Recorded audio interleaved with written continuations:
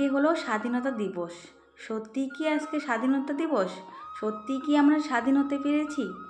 তো দেশ স্বাধীন হলেও কিন্তু এখনও মেয়েরা ঘরে বাইরে পরাধীন। সত্যি কি কোনোদিনও মেয়েরা স্বাধীন হতে পারবে না? রাধে রাধে বন্ধুরা, গুড মর্নিং তোমাদের সবাইকে। কেমন আছো সবাই? আশা করি ভালো আছো, সুস্থ আছো। আর মনের মধ্যে একরাশ কষ্ট নিয়ে আজকের স্বাধীনতা দিবসের ছোট্ট একটা ব্লগ তোমাদের সঙ্গে শেয়ার করছি। তো আজকে স্বাধীনতা দিবস, কিন্তু একদমই মনে হচ্ছে না যে আজকে স্বাধীনতা দিবস। তো এখনও মনে হচ্ছে আমাদের দেশ স্বাধীন হয়নি। তো সকালবেলা ঘুম থেকে উঠেছি 5টার সময়, আর 5টার সময় উঠে এখন একটু রাস্তা হাঁটতে যাই। তো আধ ঘন্টা রাস্তা হেঁটে তারপরে বাড়িতে আসলাম। এসে দেখো ঘর দোরগুলো ঝাড় দিলাম, বাসি কাজটা সেরে নিলাম। তারপরে দেখো বাইরেটা এখন ধুয়ে দিচ্ছি জল দিয়ে। আর এটা হলো স্বাধীনতা দিবসের ভিডিও। তো কয়েকদিন হলো, দেরি হলো ভিডিওটা তোমাদের সঙ্গে শেয়ার করতে। তো তোমরা সবাই ভিডিওটা দেখো, ভালো লাগলে অবশ্যই লাইক করবে, কমেন্ট করবে। আর যারা আমার চ্যানেলটিকে এখনও সাবস্ক্রাইব করেনি, প্লিজ সাবস্ক্রাইব করে পাশে থেকো। তো এই যে সকালবেলা ঘুম থেকে উঠে বাসি কাজ সারলাম, তারপরে এই যে বারান্দাটাও ধুয়ে দিলাম, রাস্তাটাও ধুয়ে দিলাম। তারপরে যাব স্নান করতে। তারপর স্নান করে যাব রান্নাঘরে, রান্নাটা সারতে হবে। আর আজকে তো স্কুল অফিস সব কিছু বন্ধ। আর এই দেখো আমাদের এখানে ছোট্ট ছোট্ট বাচ্চারা সবাই মিলে স্বাধীনতা দিবস পালন করবে। আর সেই জন্য দেখো এখানে পতাকা তোলা হবে। আর এই জন্য এই জায়গাটা দেখো পরিষ্কার করে সাজানো হচ্ছে। তো পাশের বাড়ির কাকিমা এখানে দেখো ওদেরকে হেল্প করতেছে। আর কি বলতো, এই যে ছোট্ট ছোট্ট বাচ্চারা এত সুন্দর আয়োজন করেছে, এই দেশের স্বাধীনতা দিবস পালন করতেছে। আর এই ছোট্ট ছোট্ট বাচ্চাগুলোই তো আমাদের দেশের ভবিষ্যৎ। কিন্তু এদের ভবিষ্যৎ কি সুরক্ষিত তোমরাই বলো? এদের ভবিষ্যৎ তো দিন যত যাচ্ছে ততই অন্ধকারের দিকে এগিয়ে যাচ্ছে। তো সত্যি আমাদের মাঝে মাঝে চিন্তা ভাবনা হয় যে এই বাচ্চাগুলো বড় হয়ে সত্যি এরা কি সুরক্ষিত থাকবে, ভালো থাকবে? এরা কি জীবনে কিছু করতে পারবে? তো চারিদিকে যত অন্যায় অত্যাচার হচ্ছে, আর এখন তো ন্যায়ের কোনো জয় নেই। যারা অন্যায় করে তারাই দেখো সমাজে বুক ফুলিয়ে ঘুরে বেড়ায়। विधाता पंजाब सिंधु गुजरात मराठा द्राविड़ उत्कल बंग इंद्र हिमाचल यमुना गंगा उच्चल जलधि तरंग तब शुभ नामे जागे तब शुभ आशीष मागे गाए तब जय गाथा जनगण मंगल नायक जय हे भारत भाग्य विधाता जय हे जय हे जय हे जय जय जय जय हे। এই স্যালুট করো একটা। জয় হিন্দ। जय हिंद। भारत माता की जय। भारत माता की। তো দেখো বাচ্চাদের আয়োজনে আমাদের স্বাধীনতা দিবস উদযাপন করা হলো, ভালোই ভালোই হয়ে গেল। আর এখন চলে এসেছি বাড়িতে। আর বাড়িতে আসার পরে দেখো বড়মশাই গিয়েছিল বাজারে, আর বাজার থেকে নিয়ে আসলো এই যে বাটা মাছ। আর আমাদের মাছ আনলে কি হয় বলো তো, এই কাটার সমস্যা হয়। তো আমাদের তো মাছ নিয়ে আসে পিস মাছ। তো কাটার ঝামেলা হয় জন্যই আমাদের কাটার লোক নেই, সেই জন্য পিস মাছ নিয়ে আসা হয়।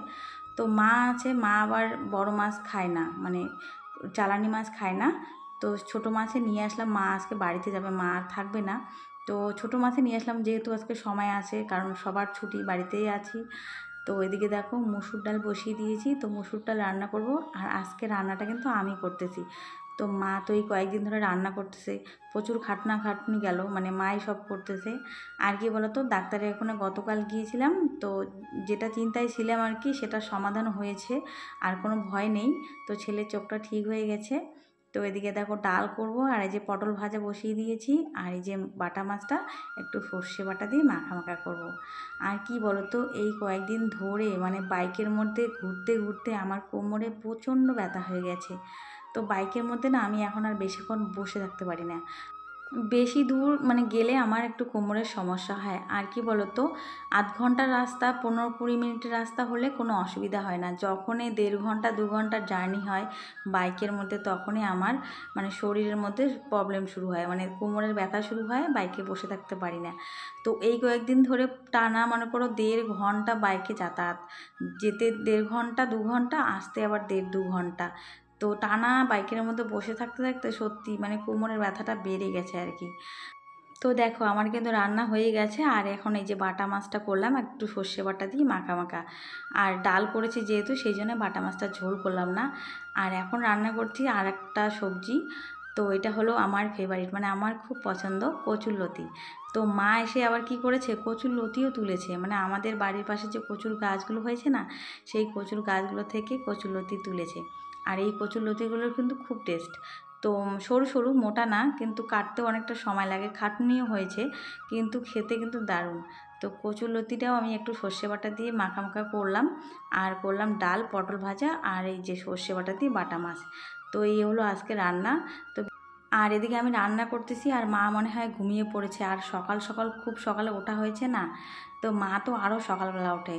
তো আমিও কদিন ধরে সকালবেলা ওঠা শুরু করেছি, আর সকালবেলা উঠে হাঁটা শুরু করে দিয়েছি। সারাদিনে না একদম হাঁটতে পারি না, আর বাড়িতে যতই কাজ করো একটু শরীরটা চর্চা না করলে শরীরে কিন্তু রোগ ধরে যাবে। আর এমনিতেও মেয়েরা কিন্তু বাড়িতে বসে থাকলে যতই কাজ করুক, মেয়েদের একটা সমস্যা হয়, মেয়েরা মোটা হয়ে যায়।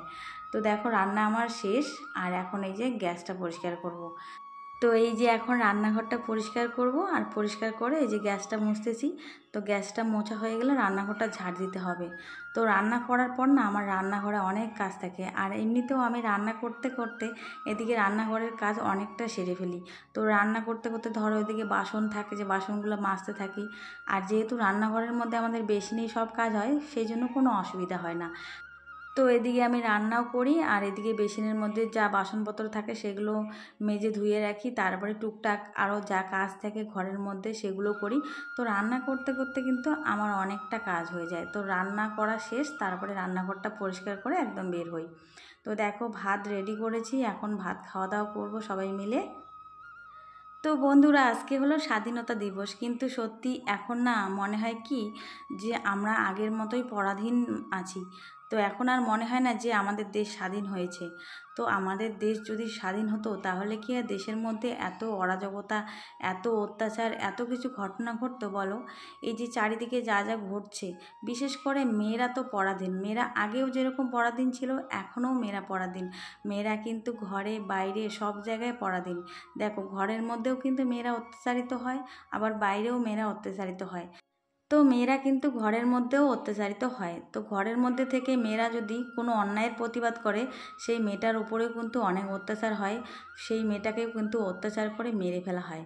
তো বাইরে একটা মেয়ে যদি নিজের পায়ে দাঁড়িয়ে প্রতিষ্ঠিত হতে চায়, কোনো কিছু অন্যায় দেখলে যদি প্রতিবাদ করে, সেই মেয়েটাও কিন্তু অত্যাচারিত হয়। আর এখন কিন্তু অন্যায়েরই জয়, যারা অন্যায় করে, অত্যাচার করে, তারাই কিন্তু সমাজে বুক ফুলিয়ে ঘুরে বেড়ায়, তাদেরই কিন্তু সমাজে কদর বেশি। তো আমাদের দেশ নাকি স্বাধীন হয়েছে, আমরা নাকি স্বাধীন দেশে বাস করি, আমরা নাকি স্বাধীন ভারতের নাগরিক। সত্যি যদি আমরা স্বাধীনতা পেতাম, তাহলে কি হাজার হাজার মৌমিতা এভাবে নারকীয় অত্যাচারের শিকার হতো? তোমরাই বলো।